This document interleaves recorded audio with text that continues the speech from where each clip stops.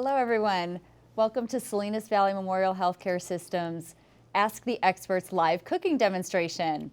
My name is Christiana Kearns, and I'm the Senior Administrative Director of Cardiovascular, Pulmonary, Sleep Medicine, Nutrition, and Rehab Services at SVMH. We have such an exciting demo for you today. It's Heart Month, so we'll be focusing on heart-healthy food. Let me introduce you to our experts. Cardiologist Dr. Christopher O. joined Central Coast Cardiology and the medical staff of Salinas Valley Memorial in 2002.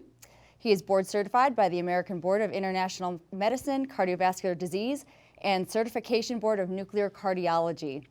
Dr. O currently sees patients at Central Coast Cardiology in Salinas and in Monterey. Today, he will be cooking alongside of Chef Jason Giles. I'm so excited to be here, Jason.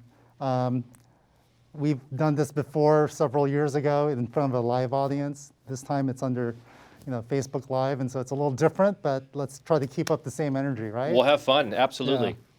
So what are you cooking up for us today? Well, today I'm going to do a vegetable curry with cauliflower and serve it over some beluga lentils with some sautéed bok choy. That's great. So I'm curious, how long does it take you to get all prepared to get things going here? Well, generally when I'm looking at a dish like this, if I'm going to start from scratch, it's going to take me about an hour to do all the prep work, all the dicing and slicing and getting everything set up. So a lot of times it can be overwhelming if I'm coming home from work and I need to sit down and make dinner, and it's going to take me an hour to make dinner to be able to get it to the family. So what I try and do is I try and set some time aside, and on the weekends or when I have time off, to be able to do some prep work, to be able to slice and dice and get things set up and in containers in the refrigerator. Most of this stuff will last 5 days or so in the refrigerator. So when I get home, I can toss it all together and put it together and make a great dish, and probably less than 30 minutes have it fresh and hot on the table. That's great, because that kind of breaks a lot of myths. I think most people are very intimidated by cooking from scratch because it just takes a long time, a lot of prep work, and we're all busy. We have kids, work, and all that stuff, and so we just don't have the time, so we kind of gravitate towards foods that have been already prepared or processed foods. Convenience, yeah. Exactly. It's a trade-off, unfortunately. Right, so what you're saying is when you have time off on the weekends, gather all the things that you want to cook up and prepare. Yeah, do some planning. I think planning is the biggest solution to running out of time or not feeling you have the ability to cook from scratch. I think oftentimes if we plan ahead and we make a list and we follow a menu, it generally will make it much easier to stay on task and keep that healthy perspective in mind when we're cooking our food. Mm-hmm. Well, definitely, I can smell all the aromas here, even through my mask. Yeah, I'm going to get started as we're talking here. So, just real quick, for those that want to make it at home, and when you're making these kinds of dishes, with curry especially, and you have a lot of spices, it's important not to burn the spice. Oftentimes, if you do the pan, it's too hot, or the oil's too hot, and you put in all your aromatic spices, you're going to burn them, and it's just going to give off a bitter flavor. And honestly, that's what obviously turns people away, is like, oh, I tried it and I never want to try it again because it was horrible. Mm-hmm. You think about the process and think about what you're doing, and it'll really give you a better product at the end. So excellent advice. So I see patients on a daily basis who have obviously not just cardiovascular disease, but they're also struggling with, how do I get from point A to point B as far as, I'm in this shape now. I want to become a better human being and a better, healthier person, and how do I get to point B? And what I tell my patients is this: it all starts with what you put in your mouth. We're all concerned about what medications we take, what side effects they have, yet we hardly ever think about the foods we consume. Do you think that's because we eat with our hearts and our minds instead of thinking about what's actually going into, and with our stomachs instead of thinking about what's going in? Sometimes I think about what my favorite foods are, and it's not going to be the healthiest thing for me, and it's just either through childhood memories or through bad habits that I've created over the years. But that's a hard cycle to break. It is. It really is. And the other thing is, because of how busy we are, we don't take the time to cook with each other at home, right? That's absolutely true. Yeah. Cooking and eating it's a very social activity, and We kind of have glossed over that the last several decades with fast type of foods. My kids would ask you if you could cook through their device phone. That's what they want these days. Exactly, exactly. We want everything instantly. So that brings me to, how do we get to this place where our current food intake is so unhealthy? So I tell my patients, look, humans have been around for about 200,000 years, Chef, and so during this whole time of 200,000 years, literally there were no population groups that were overweight and big. And so the types of foods that they had access to were only two major food groups, plants and animals. And we kind of have this false sense that our ancestors sat around the fire eating a leg of a dinosaur all day long. But if I gave you a rock, a stone, or a knife and said, Jason, go out and kill as many animals as you want, you'd starve. I'm not the hunter I think I am, huh? Right, right. You'd starve to death. And so the vast majority of food intake was vegetation that they came across as they were hunting and gathering. And so about 95% of the foods consumed was plants and less than 5% animal. That changed at the turn of the 20th century. And do you know which major event occurred at the turn of the 20th century? Well, if my history teachers were listening, they'd be mad, but I'm thinking World War I? Exactly, exactly. And so that's an interesting comment there, because that war at that time was the biggest war humankind had ever seen. And we had hundreds of thousands of kids fighting on the front lines. And guess what? They had to eat. Sure. And what they did for that war and every preceding war is you brought the kitchen to the front line. You brought the pots, the pans, the water, the vegetation, the animals, the utensils. It was a big ordeal. And all the enemy had to do was disrupt the food line, and you would have an advantage in the war. And so after World War I, the US and British governments got together and partnered up with the Mars Food Company. And this company still exists today as the Mars Candy Company. And guess what they mass produced? Well, Mars, I would hope it was chocolate. Exactly. So they mass produced the very first chocolate bar. And we consider that moment in time the beginning of the processed food revolution. So, Chef Jason, remind our viewers, what is a processed food? Processed food is anything that has a long shelf life. It's have additives usually put into it to make it last on a shelf, or last for, in this case, traveling long distances to be able to get to the end user. Exactly. And what are the most common preservatives that we use? In this day and age, it would be salt and sugar would be the two most common preservatives of some sort. Exactly, exactly. And so it's, our diet today, our modern diet in America it consists of a 70% processed food diet. That high? That high. That's amazing. And then the remaining 30%, about 75% of the remaining 30% is animals, and then less than that is plants. Less than that. So we've reversed our roles. So now we're eating more meat and processed foods than we are vegetables from the days of our ancestors. I think Christy wanted to jump in here. Yeah, I do actually. I just was listening to you, and you've got some amazing information that you're giving out to everybody here. So I just wanted to remind everyone, if you have any questions for Dr. O or Chef Jason as they're talking and moving along here, please write them in the chat box, and we'll get to them as soon as they're done with the presentation. Thanks, Christy.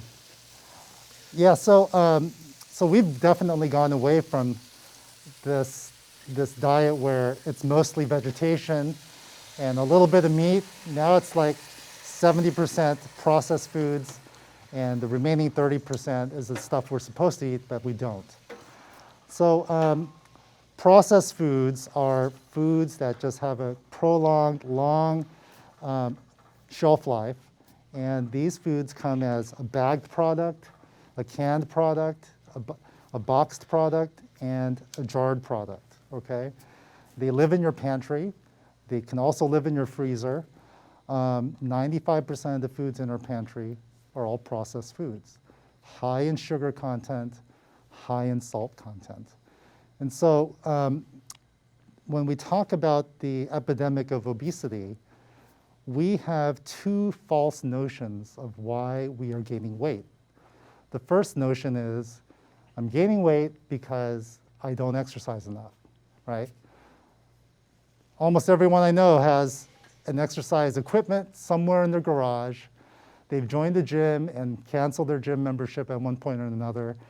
And they do this because they put in the effort, they exercise, they don't see any change in how they look, and they give up. That's why my treadmill at home is a coat hanger. Exactly. So yeah, that's one myth. The second myth is we eat too much fat. So because we eat too much fat, we gain weight. I can tell you that most people who go shopping are not looking for the fat version of a food.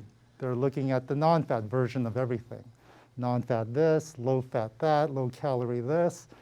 So we are, by nature, already shopping for that non-fat version, right? A lot of us are, yet we're still gaining weight in this country. So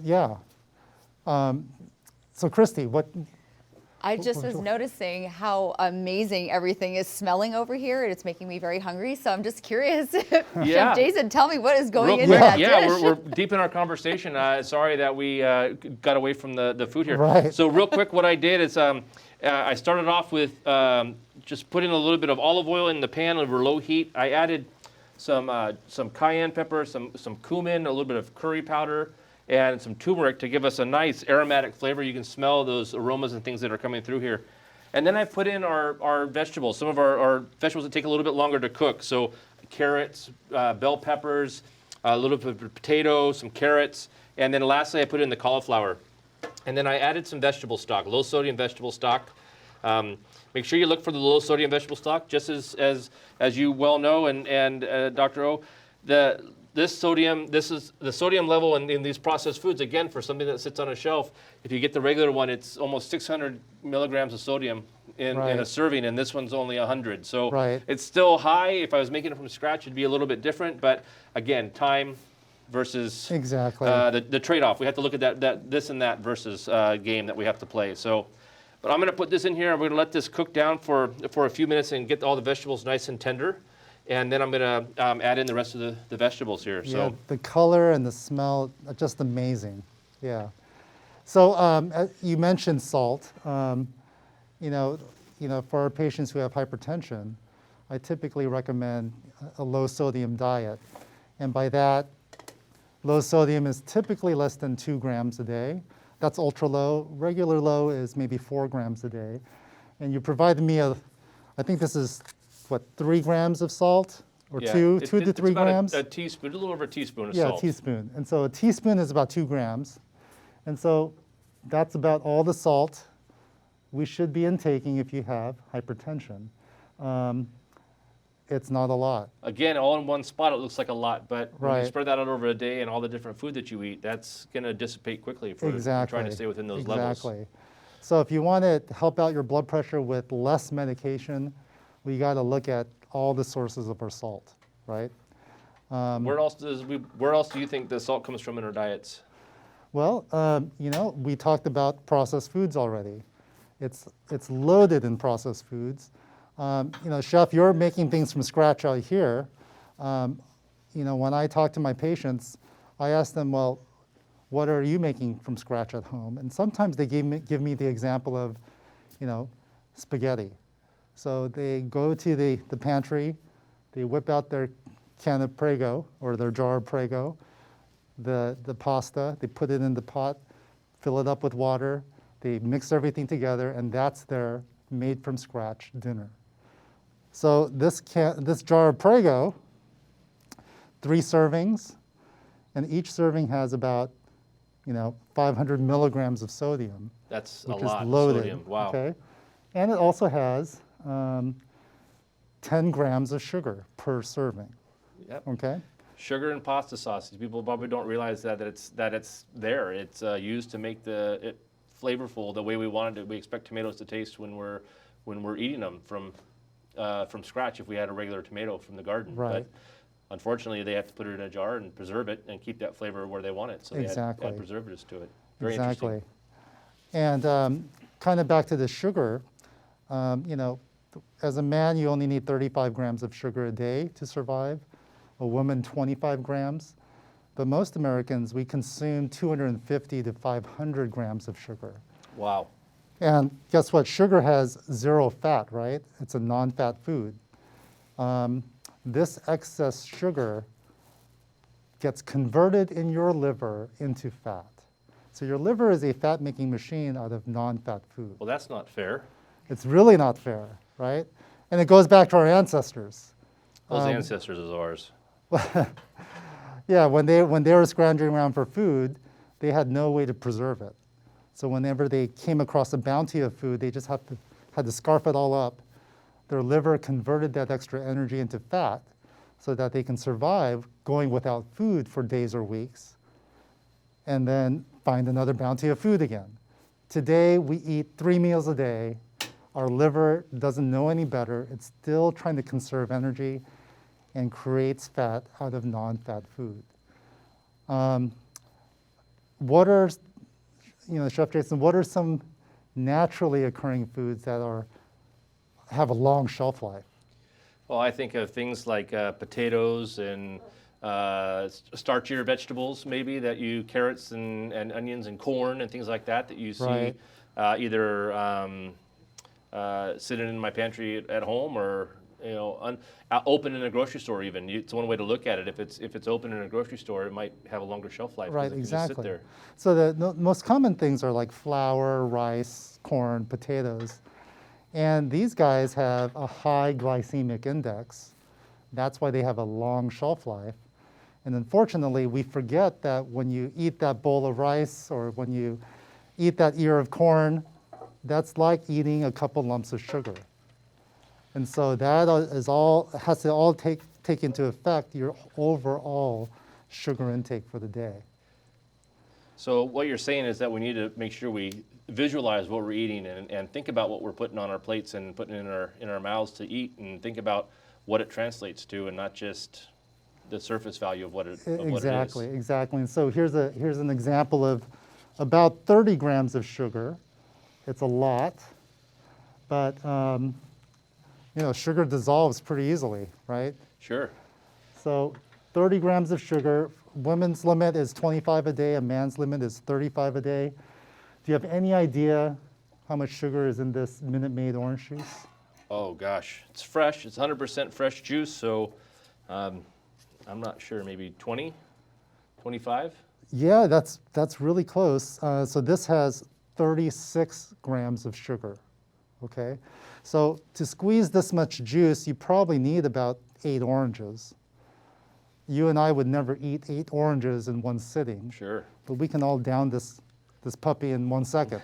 And that's 36 grams of sugar. For Christy here, you've blown away your daily limit of sugar, right? Oh God, yeah, that would be it for me. And we all exercised when we were kids at school and stuff. What's the favorite drink on the field? Gatorade, of course. Yeah, Gatorade. Yeah. And that's what we have right here. This is the standard jug, 2.5 servings. And each serving of Gatorade here has 21 grams of sugar. Wow. So this thing has 60 grams of sugar. And again, the limit for an adult male is 35 and an adult female 25. This is what our elementary school kids drink day in, day out, okay? So it's no wonder we're having this epidemic of obesity and overweight children in our country. We are feeding them foods that are just Too accessible to them, for sure. exactly, it's literally poison, And so for weight loss, we got to get that sugar consumption way down so that we allow our bodies, every cell in your body, to start burning fat instead of burning this excess sugar we've consumed. Do you have examples you give to your patients for what they can substitute these convenient sugary snacks with when they're at home You know, or on the go? You know, what we do at home is, you know, we eat whole fruit. We forget how sweet fruit can be. The problem with fruit that a lot of us face is we want more of it and we want to drink it, right? So we have this, you know, this need for smoothing up fruit or smoothing up a juice or something like that with fruit. And again, you're concentrating all that sugar. So I like to just eat the whole fruit. So an apple, an orange, tangerine, or whatever it is, but don't juice up the fruit. Yeah, I have to agree with you on that one. There's a lot of times when I'm doing demos or talking to people about food and how we can change their diets, especially in the hospital when we're talking to people that have come through and need to change their diet. One of the things that I really talk about is people lose the sensation of food if they don't have the crunch or they don't have the textures and the flavors and the things that are in the food. If you puree it, it's going to be gone. So if you can, eat an apple as it is. You're going to get the sweetness that is going to come from it. You're going to get the fiber that you need from it. And you're also going to get the satisfaction in your mind that you're eating something that's going to prevent you from keeping going back for looking at something else to try and meet that need that your body's looking for and that your mind's trying to fill. So use those things, find healthier ways to add textures, and eating whole fruit's got to be one of the easiest ways. It comes naturally that way from Mother Nature. Exactly, exactly. Yeah. So how are we looking over We're here? looking good. We're coming along good. I added some garbanzo beans to this just to let them absorb some of the flavor. And I'm going to go ahead, I have some baby bok choy here. This is one of my favorite greens to cook with. It's super simple. It's tender with just very little cooking time, and it's accessible all year round. The farmers markets have it. They have either the large ones or the baby ones. Local markets have it as well, and you don't, like I said, you don't have to do much to it. So I'm going to put this in here and steam it for just a few minutes. Sure. I've got a pan with just a touch of olive oil, nice hot pan, and I've cut and washed the bok choy, and I'm going to put it down in the pan here. We're just going to sear it real quick. So how many people are you cooking for here? Well, this recipe is for about 6 people total for the curry recipe. I don't have enough bok choy for 6 people, but you know, it's again, curry is one of those great things that you can have and leave it in your refrigerator, and you can have leftovers a few days later. Maybe you throw it a little bit over something different. Today we're going to be serving it over beluga lentils, which is a great alternative to rice.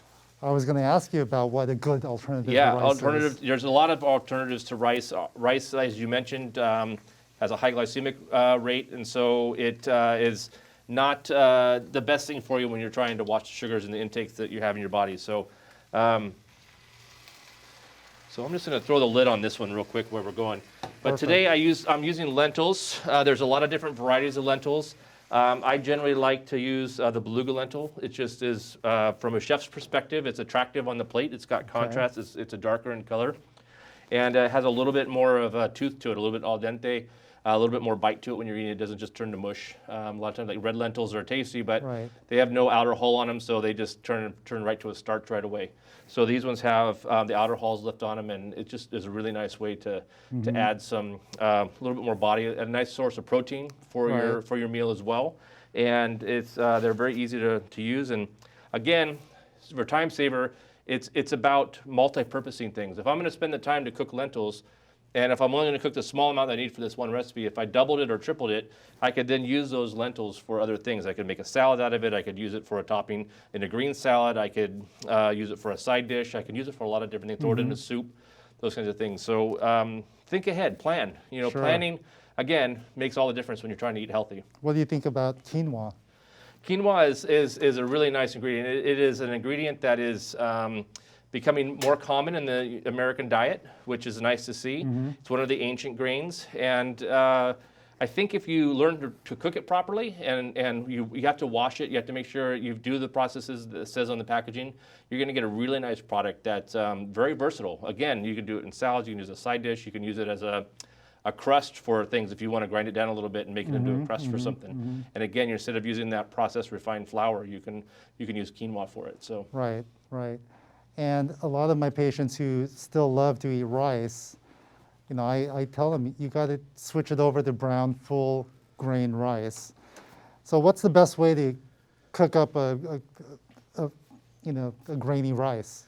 Well, for me, my wife will tell you I'm horrible at cooking rice on the stovetop. And so for me, my go-to is always in the oven. I will soak the rice. I'll put it in a 8x8 baking dish to go in the oven. I put about 1 finger joint of water above the rice, cover it with a little bit of foil, and put it in the oven for about 40 minutes at about 350 degrees. It comes out light, fluffy. It's not overcooked, and it's much easier to serve. And I don't ruin it that way. That's great. Yeah, we use a pressure cooker, Okay. a pressure rice cooker, and it can whip up that brown rice in about 20 minutes. That's even faster. That's very great. fast, yeah. That's great.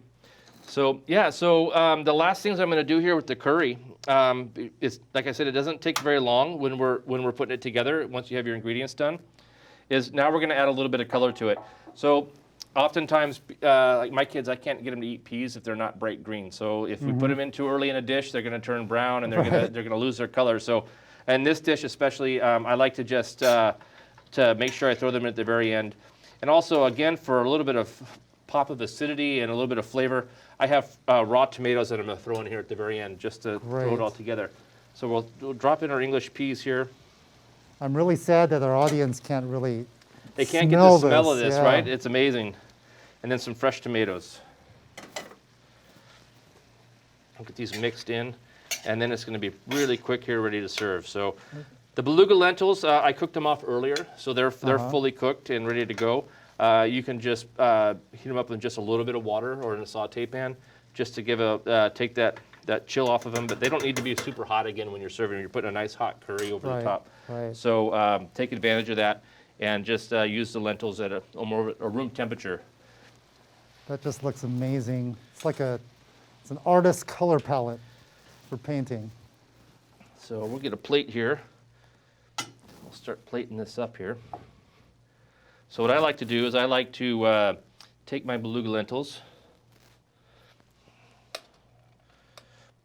put these right down the middle of the plate. About a half a cup per serving of cooked lentils. And then I'm going to take the bok choy here that we've just gently steamed off. We haven't done a lot to it. I don't want to overcook it. I just want to leave it nice and gentle. Heat on it. And we're going to put a couple Not of those. breaking down that fiber too much. Yeah, That's exactly. Let your body do the work. So I've been recommending my patients eat a higher plant-based diet. And what you've cooked up here is all plants, which is great. Some of us still like to eat our meats, right? So my recommendation has been, when you look at your plate, at least 90% of your plate should be plants. You know, vegetables, grains, nuts, legumes, whole fruit, cooked any way you want. And if you want to eat meat products, I kind of allow it, but it should be less than 10% of your plate. And that includes red meat, white meat, fish, and dairy. All that animal protein lumped together, 10% or less. And then the category of food that you really want to avoid are the sugars, starches, and processed foods. Yeah.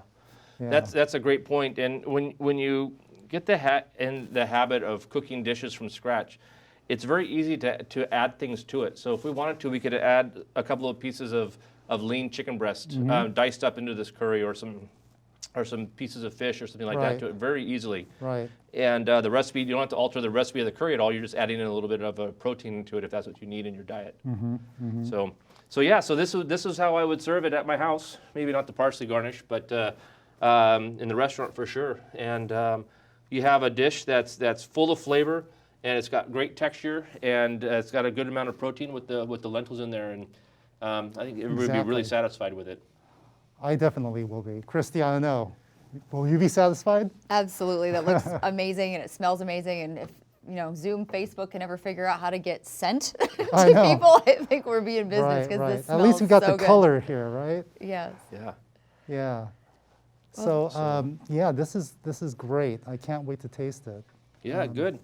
It's exciting, and you know the best part about cooking is you just got to be creative and have fun with it. And if you're gonna get in there and you're gonna truly put in the effort to change the way you do things, just have fun with it. And sometimes it's not going to work out. You just got to figure out how to retool what you're doing and rework it and try it again. Don't give up on it, and you'll find a very successful path to changing your diet when you start to add in your own touch and your own flair into what you're making.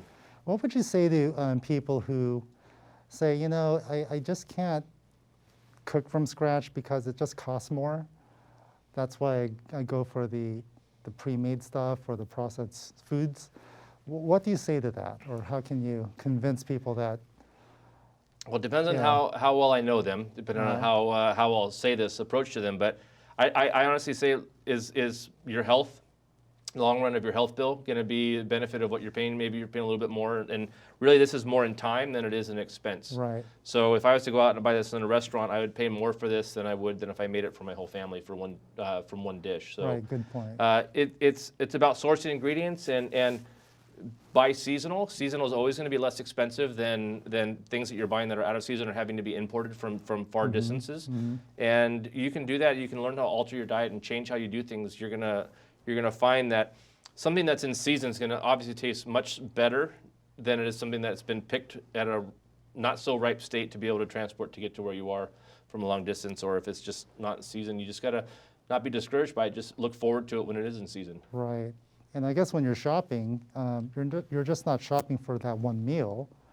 That same list can be used for Other things, lots of other things, yeah. Lots of other things, right? Be prepared. I think when you're shopping, it's about having a list and having a plan. If you have a plan out a menu, plan out an opportunity to make a menu that you and your family would agree on, and you're not just throwing on things that they're not going to enjoy. And then, like you said, plan it out. Buy things that, buy bok choy that I can put in not only in this curry dish, but I can make it into a soup, or I can make it into a saute to go with something else that I'm going to serve it along with. Same with the cauliflower and the other ingredients. You can find different purposes for them, and it'll make your experience not so cumbersome. Right. So, Christy, I don't know, do we have any questions from our audience? Yes, we do actually. One of the things someone was commenting on and asking about was the starches, and what would be the difference between, say, a potato or peas or corn versus a cracker or a piece of bread? They both can be considered starches and carbs. So what's worse, I guess? I think in my book, I try to just make it all simple. It's all the same, So starches are essentially sugars. They get broken down to simple sugars rather easily. A cracker, a quintessential cracker, we think, as soon as you put a drop of water on that thing, it just disintegrates. It doesn't stay in your stomach a long time. And that's the problem with processed foods and starches. It doesn't stay in the stomach. Our stomachs, I think, if I can remember correctly from medical school, there are some receptors in there. They're sensors. One is like a density sensor, and maybe another is a stretch sensor that's in the stomach. And when these sensors are activated, it tells our brain, hey, I'm satiated, I'm full, I can slow down and stop eating. The problem with processed foods is that bag of potato chips, it doesn't stay in your stomach. It breaks down quickly, it goes in and out, you're still hungry. Whereas if you ate a whole fruit or a piece of vegetable or something like that that has density, even a piece of meat, it'll stay in your system, in your stomach, stretch out those receptors, and you feel satiated and you stop eating. And that's the danger of processed food. You just can't stop eating because it breaks down so quickly. And you're doing that subconsciously, right? Right, Yeah. Exactly. Yep. Thank you. We have another question from Yvonne Jimenez. What are the top 3 oils to use, and which ones should people be avoiding as they cook? Great question. You want to take that one? Yeah, I mean, for me, I think we should really read the back of your labels. I like to use olive oil for the cooking, and another one, if I'm going to use it, I'm going to I'm going to stay away from the corn oils and the things that have a higher saturated fat. Again, we get back to corn, right? It seems to be that underlying key thing. if you're doing finishing oils, you just, again, the amount of saturated fat we need to stay away from. And so you got to read the back of it. Like avocado oil has been real popular in the market these days.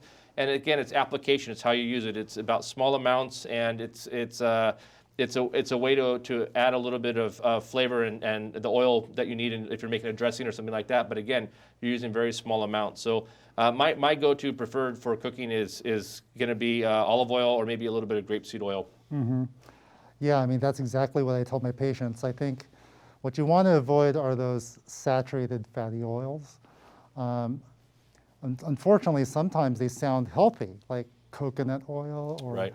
cocoa oil or even palm oil, right? So these are fully saturated, totally unhealthy.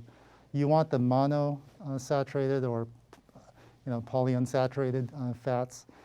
So exactly, olive oil, your vegetable oils are probably the go-to items. Yeah. Thank you. Chef Jason, this question is for you. It right. says, I have a full-time job and I have 3 kids. I always want my kids to eat healthy meals. What advice do you have for quick and healthy meals that I can prepare days ahead of time? Yeah, days ahead of time is absolutely a key essential. I have 3 kids at home as well. Luckily, my wife is able to wrangle them in most of the time, and she makes some great meals. But it's about finding. You have to talk to your kids, find out what they like. If you just you have to introduce them to things. You got to take time to teach them about different foods and different flavors and things like that. But find out what they like and incorporate those items into their meal so that they become engaged in the process of eating healthy. And once they learn how to do it, it's going to come more natural to them, and they're going to find easier ways to eat that fruit instead of the bag of potato chips. Or then they're walking by, they're going to grab a banana instead of grabbing crackers or some cookies or something like that. And when you're cooking at home, think about items we talked about, like spaghetti sauce and things like that. If you have time on a weekend, make a batch of spaghetti sauce and throw it in and portion it off, put it in the freezer, and save what you need for a couple of days, and then pull it out when you need it. And now you have a fresh pasta sauce that you know what's in it. You know the ingredients that are in it. There's not going to be a ton of sugar. There's not going to be a ton of salt. And you're going to be able to use that on maybe some raviolis or over some gnocchi or just some nice whole grain pasta that you can get from your local market. And this will give them an opportunity to be quick meals, but it's still healthy. And then always try and have a vegetable with it. As Dr. O mentioned, make that plant-based 90% of your plate. Make the majority of what you're using on your plate, and you'll find ways that kids will start to enjoy the flavors and things that they're getting out of those dishes. Great, thank you. Dr. O, I have a question for you. It says, I enjoy eating meat, but I want to change my diet so it's more plant-based. I would like to be healthier. How do I go about making this transition in the easiest way possible? Wow, that's a loaded question, Christy. That it is. We're all creatures of habit, and so it is going to take some inner strength to break out of that mold. In the diet that I recommend, it's not that I don't want you to eat any meats. I don't ever say that to my patients, but I do want them to eat a portion that's higher in plant-based foods. So that's why I came up with the 90-10 rule that I have. You can still get your meats, you can still get your dairy, your fish, but try to limit it to 10%. Chef Jason made a great point. When you start cooking from scratch and you get away from processed foods, your taste buds are going to explode. And the foods that are coming from scratch are just going to taste so good that it's going to hopefully change your life. And so, but as far as meats, there is a downside to eating a lot of animal protein. Heart disease is a disease of inflammation. Vascular disease is a disease of inflammation. You have a whole bunch of other diseases that get, revved up from inflammation. And animal protein can cause inflammation in your gut, which then in turn revs up your immune system, and you get inflammation elsewhere. And so we don't want that inflammation to be occurring in the heart, especially. And so this is why I recommend less animal protein, less animal fats, and a higher proportion of plants. Yeah. It's great advice. Yeah, thank you. This question is for either one of you. What is the difference between being vegan and vegetarian, and is one healthier than the other? I'll share my perspective and from my experiences with the difference between vegan and vegetarian. So if you have a vegetarian diet, generally you're staying away from animal products, such as animal meat products, so like any kind of chicken or poultry or beef or lamb or anything like that. But you might still introduce cheese, so dairy product, and eggs and yogurts and things like that into your diet. Where a vegan, most commonly, they don't have any animal products whatsoever. So no eggs, no cheese, no dairy, none of that in their diet, and they find other sources to be able to substitute for the calcium and for the other proteins and healthy fats that they could get from those things. Exactly. I mean, that is the definition, right? But, you know, I know plenty of vegetarians that this is not an animal product, right? And so this is still going to harm you just as bad as eating an animal, but because there's no animal product here, people think it's okay to eat processed foods. And so there is a danger in just pushing that vegetarianism where it's okay to eat anything that's non-meat. And so that's where the danger is. And so you still want to get away from these processed, factory-produced foods. It's the processed part that you need to be very cautious of. Exactly. Absolutely. Exactly.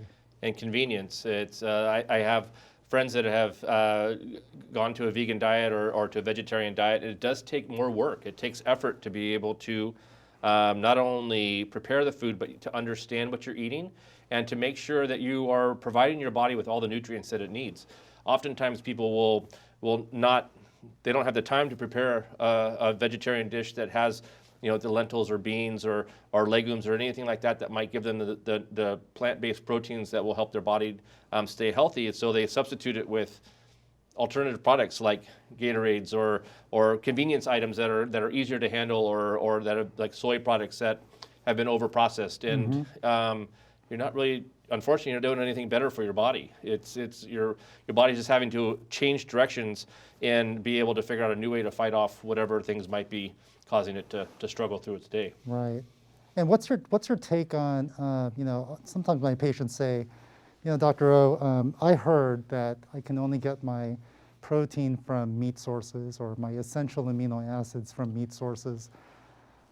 What would you say to a person that asks you that question? Well, my first go-to is to explain to them that protein, plants have protein as well, and that there's opportunities and ways to be able to substitute animal protein in your diet to be able to have that nutrients that your body needs to build muscle and to continue to develop and to have all the processes, the brain functions and everything else that it needs on a daily basis.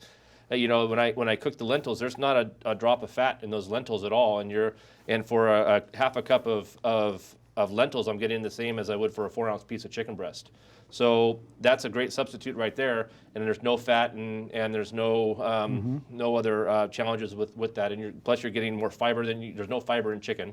Right. So your body's not getting any of that thing to help your innards work better and work harder to be able to process through what you're eating. So, you know, there's opportunities there that are very quickly you'll see rewards to the things that you do as you change your diet, and it takes research. You can't just jump into it and expect to know everything and be able to just, you know, read a cookbook and they're going to tell you all the miracle answers. You're going to have to do your own research, and just as you do with anything else, if you're in your life, if you put research into it, you're probably going to have a better result at the end. Totally agree. Yeah. Thank you. We do have a couple more questions. One of them is a comment and a question from Anthony Calderon. He says, even eliminating meats and going vegetarian while on a statin, why has my calcium score quadrupled? I'll leave that one to you. Yeah, that's Dr. O. Wow. Yeah. That you know, that may be a good topic for you to have with your cardiologist. The thing is that you have to remember our liver is the machinery. It's the factory where fat is made, right? So your liver makes fat, And cholesterol is a fat, and cholesterol is made in the liver. Our plaque that kind of grows inside our blood vessels, it is filled with lipid-laden or cholesterol-laden junk that builds up over time, and it eventually can pop the plaque or make the plaque grow and obstruct your artery. And the longer that plaque has been there, the more amount of calcium gets deposited in that plaque. And so the first line of defense here is we got to reduce the amount of bad cholesterol production. And the best way to do that, apart from medications, is getting rid of the building blocks for fat. So the building blocks for fat is sugar and starches. We got to really reduce that. And again, I'm going to sound like a broken record. A man's limit is 35 grams of sugar a day. A woman's limit is 25 grams. The average American eats 250 to 500 grams of sugar a day. A tremendous amount. And so That's average. So that's that you've got a average. lot of people that are over That's that. right. Yeah. That's right. And so that is what you should try to eliminate as best as you can. And then you'll have a better chance of reducing that progression of heart disease. Introducing whole grains into your diet would also help with that process of breaking down that letting the cholesterol do its process and help your system. Oftentimes we talk to patients and introduce whole grains, and even if they're just stuck on having to have rice with their meal, we talk about having brown rice instead, because it's got a little bit more fiber and a little bit more to it that's going to be a little bit healthier than just regular rice. Right, right. Yeah. Thank you. Hopefully that answered some part of the question. I don't know. Yes. So I think we have time for like probably one. We have one more question on here. It looks like. What are your thoughts on the traditional Japanese diet that is heavy in veggies, heavy on soy products, heavy rice, but minimal meat and fruit? Well, you know, I'm not Japanese, but I'm Korean, and our diets could be similar. But, you know, the thing is that I think East Asian cuisine is heavy on raw vegetables and fruit, and very little in processed foods. Okay, and so I think in general, it's probably going to be a healthier diet. Yes, we do like our rice. Okay. But, you know, my grandparents, my parents, and my in-laws, they're always eating brown rice now. And so even something that's been ingrained into us, we can then change the types of rice we consume. And so, in fact, my mom just visited us. I know it's the pandemic, but she came up and visited. She brought all these bags of full grain brown rice.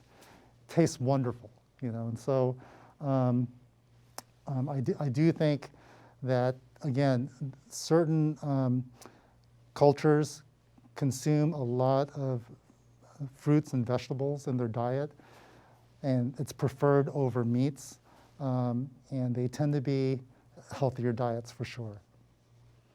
Great, thank you. And we have one more, because I'm going to ask this question because I think it's a burning question that all of us want to know, and we've been asking for so long. What recommendations do you have on curbing those sugar cravings?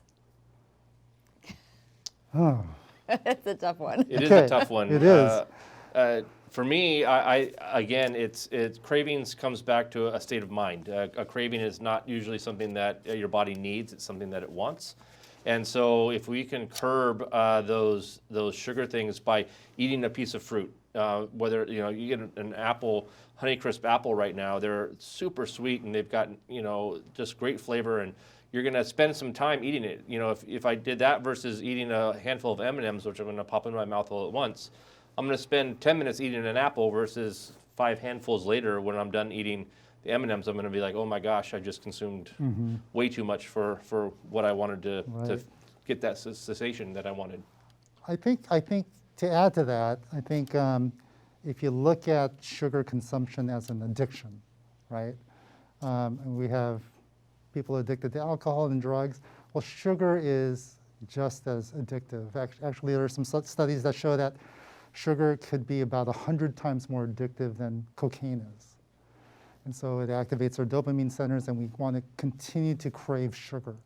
So I think if we turn and look at it from a different perspective as an addiction, maybe then we can take a second look before we grab that piece of candy or that loaf of bread or something like that. Because if it's just, if you just treat it as just a craving, then it may not be as serious as it should be, because it's literally an addiction. You can't, eating 500 grams of sugar, and this is 30 grams right here, imagine if you had,